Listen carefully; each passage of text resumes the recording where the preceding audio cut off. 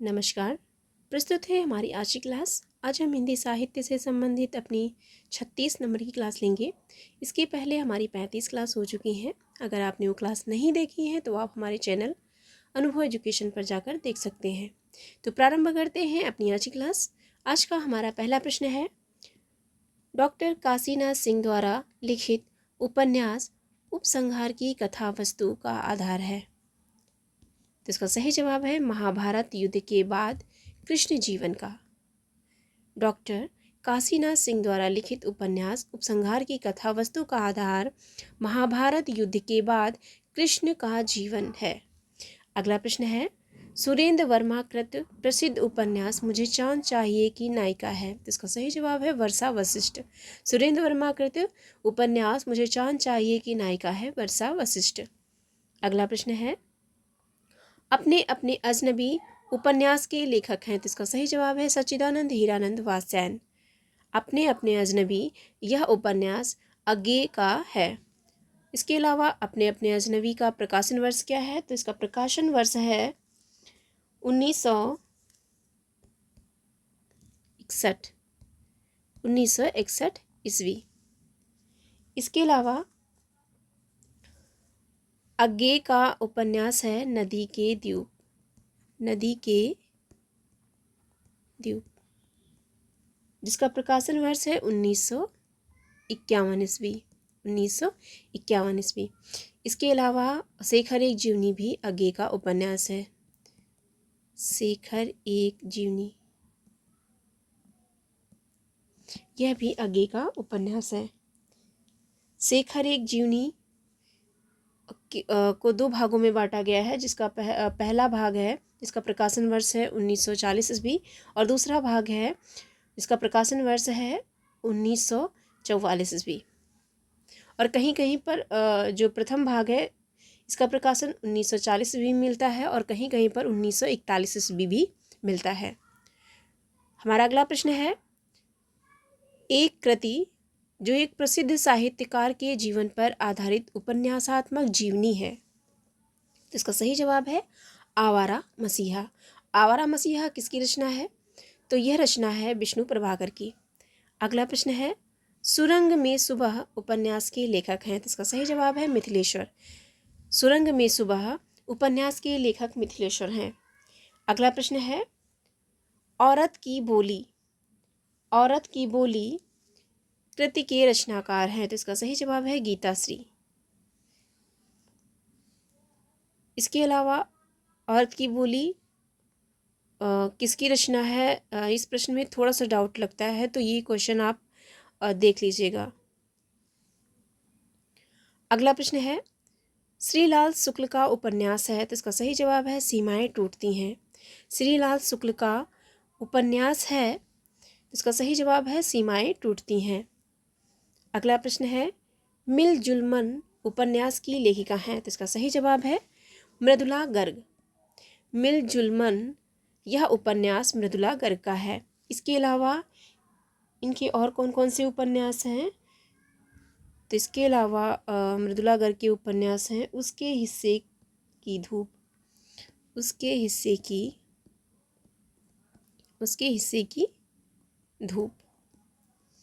इसके अलावा वंशज भी इनका उपन्यास है, वंशज, चित्तकोबरा। इसके अलावा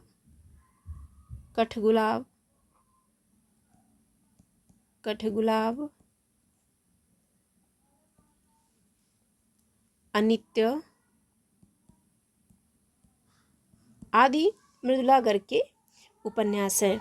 अगला प्रश्न है, तीसरी सत्ता उपन्यास के लेखक का नाम है। तो इसका सही जवाब है गिरिराज किशोर। तीसरी सत्ता गिरिराज किशोर की रचना है। अगला प्रश्न है, हिंदी उपन्यासों की संरचना का मूल आधार रहे हैं। तो इसका सही जवाब है अंग्रेजी उपन्यास। हिंदी उपन्यासों की संरचना के मूल आधार अंग्रेजी उपन्यास रहे हैं। अगला प्रश्न है, गोदान उपन्यास में शिक्षक पात्र है। तो इसका सही जवाब है मेहता। गोदान उपन्यास में शिक्षक पात्र मेहता हैं। अगला प्रश्न है, गोदान उपन्यास की कथा वस्तु की कसावट में कमी आई है। इसका सही जवाब है शहरी और ग्रामीण पृष्ठभूमि के दो विस्तृत और लगभग विरोधी वातावरणों को समेट लेने से। गोदान उपन्यास की कथा वस्तु में कमी क्यों आई है? तो इसमें कमी इसलिए आई है क्योंकि इसमें शहरी और ग्रामीण पृष्ठभूमि के दो विस्तृत और लगभग विरोधी वातावरणों को समेट लेने से आई है। अगला प्रश्न है, आवेग एक वस्तु है, जीवन दूसरी।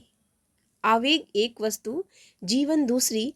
जीवन की सफलता के लिए किसी समय आवेग का दमन आवश्यक हो जाता है। फिर से सुनिएगा, आवेग एक वस्तु, जीवन दूसरी। जीवन की सफलता के लिए किसी समय आवेग का दमन आवश्यक हो जाता है। यह किस विशेष रचना का अंश है? तो इसका सही जवाब है दिव्या।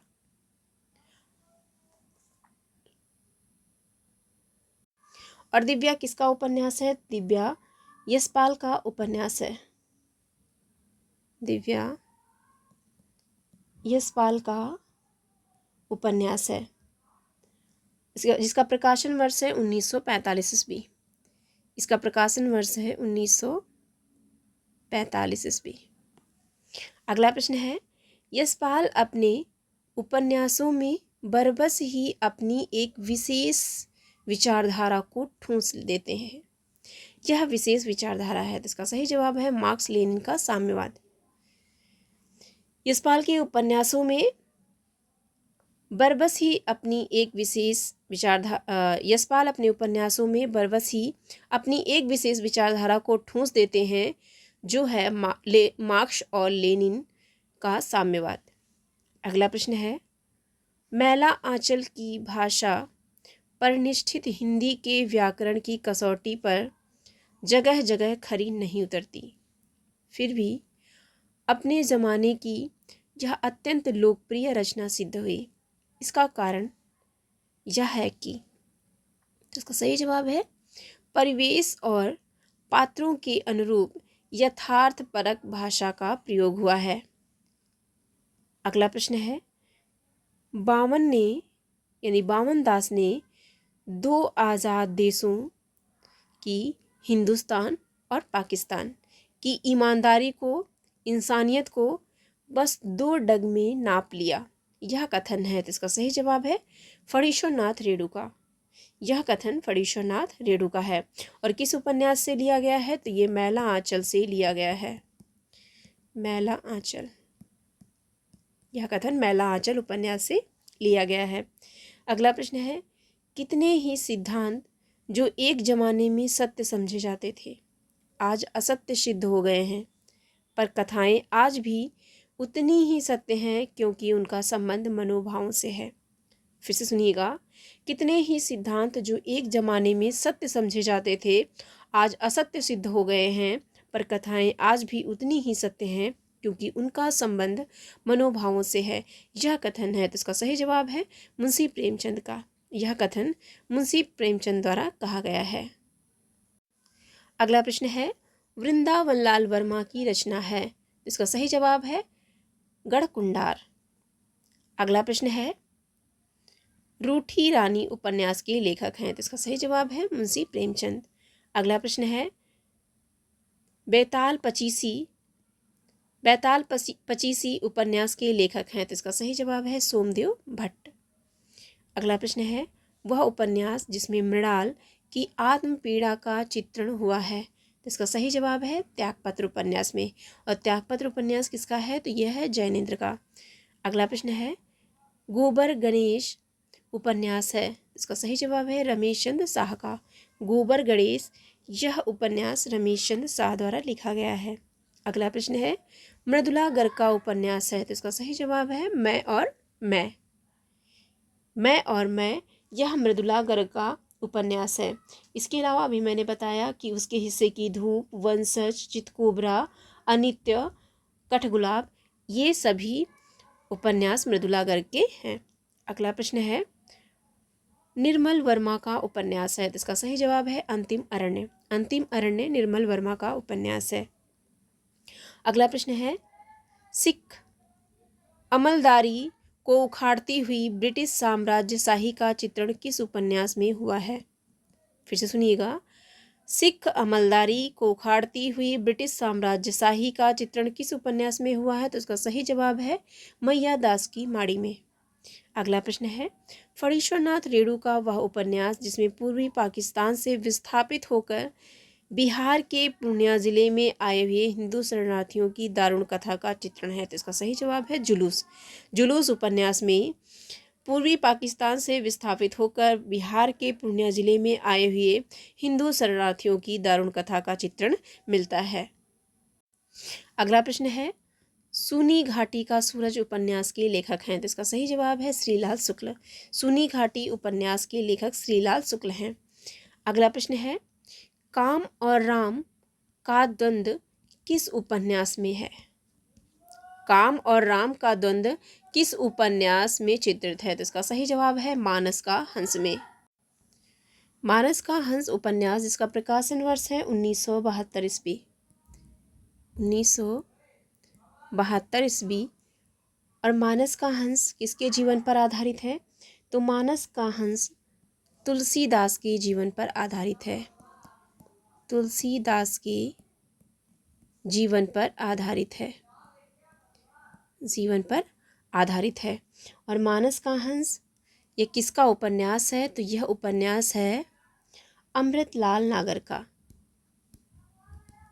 अमृतलाल नागर का यह उपन्यास है। अगला प्रश्न है, मैला आंचल उपन्यास का पात्र है? तो इसका सही जवाब है विश्वनाथ प्रसाद। मैला आंचल उपन्यास का पात्र विश्वनाथ प्रसाद है। इसके अलावा कमली, डॉक्टर प्रशांत, लक्ष्मीदास सिंह, बलदेव आदि मैला आंचल उपन्यास के पात्र हैं। अगला प्रश्न है, बाल वयः संधि और किशोर मन का मनोवैज्ञानिक अंकन हुआ है? तो इसका सही जवाब है शेखर एक जीवनी उपन्यास में, जो कि अज्ञे द्वारा लिखा गया उपन्यास है। अगला प्रश्न है, मैला आंचल का प्रकाशन वर्ष हुआ था? तो इसका सही जवाब है 1954 ईस्वी में। मैला आंचल का प्रकाशन 1954 ईस्वी में हुआ था। अगला प्रश्न है, गोदान में होरी की बेटी का नाम है? तो इसका सही जवाब है सोना। सोना। इसकी और एक बेटी थी जिसका नाम था रूपा। तो रूपा और सोना होरी की दो बेटियां थीं। अगला प्रश्न है, धरती माता का प्यार झूठा नहीं, फिर खेलों में जिंदगी झूमेगी। आषाढ़ के बादल बजा रहे हैं मादल, बिजली नाच रही है तुम भी नाचो। फिर से सुनिएगा, धरती माता का प्यार झूठा नहीं, फिर खेलों में जिंदगी झूमेगी। आषाढ़ के बादल बजा रहे हैं मादल, बिजली नाच रही है तुम भी नाचो। ये पंक्तियाँ ली गई हैं। तो ये पंक्तियाँ फणीश्वरनाथ रेणु के उपन्यास मैला आंचल से ली गई हैं। अगला प्रश्न है, यथार्थवादी उपन्यास में किस दृष्टि की प्रधानता रहती है? इसका सही जवाब है वस्तु केंद्रित। यथार्थवादी उपन्यासों में वस्तु केंद्रित दृष्टि की प्रधानता रहती है। अगला प्रश्न है, महाराज घर में न गाय है न बछिया न पैसा, यही पैसे हैं यही उनका गोदान, गोदान में यह कथन है। तो इसका सही जवाब है धनिया का। अगला प्रश्न है, मैला आंचल में कमली का डॉक्टर प्रशांत से संबंध है? तो इसका सही जवाब है प्रेमिका का। कमली प्रशांत की प्रेमिका है। अगला प्रश्न है, त्यागपत्र उपन्यास के स्त्री चरित्र का नाम है? तो इसका सही जवाब है मृणाल। त्यागपत्र जो कि जैनेन्द्र का उपन्यास है, जिसके स्त्री चरित्र का नाम है मृणाल, जिसकी आत्मपीड़ा का चित्रण त्यागपत्र में किया गया है। अगला प्रश्न है, मैला आंचल में कमली का डॉक्टर प्रशांत से संबंध है? तो कमली डॉक्टर प्रशांत की प्रेमिका है। त्यागपत्र उपन्यास में स्त्री चरित्र का नाम है? तो इसका सही जवाब है मृणाल। ये दोनों प्रश्न रिपीट हो गए हैं। अगला प्रश्न है,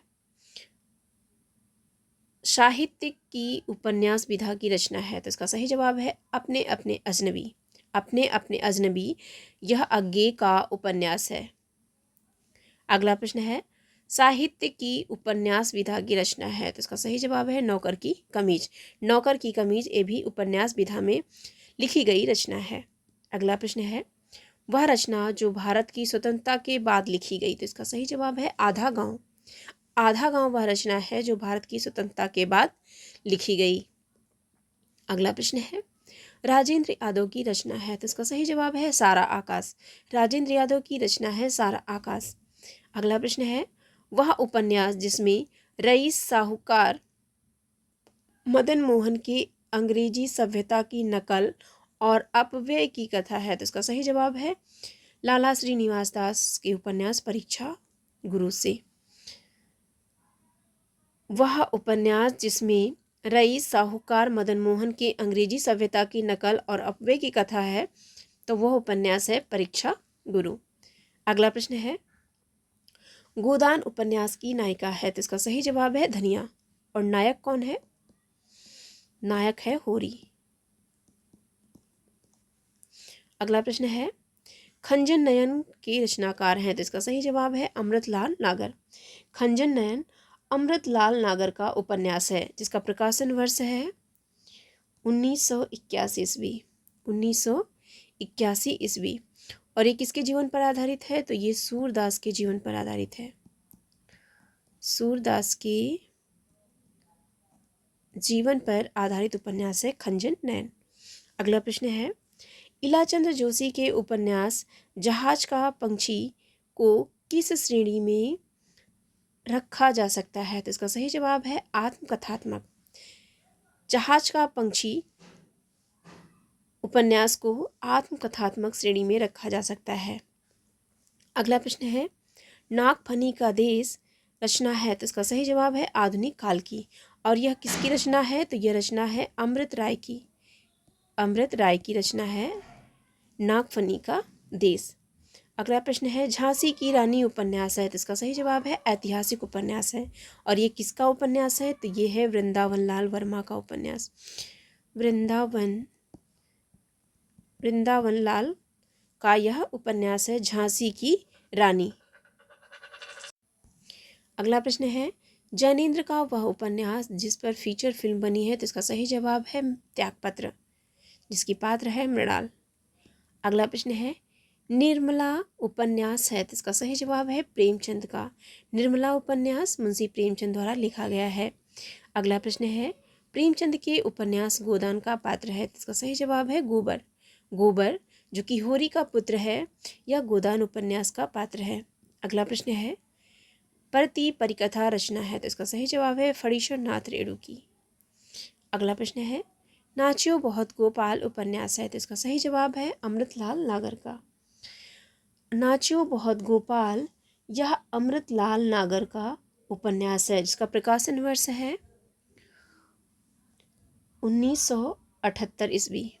1978 ईस्वी।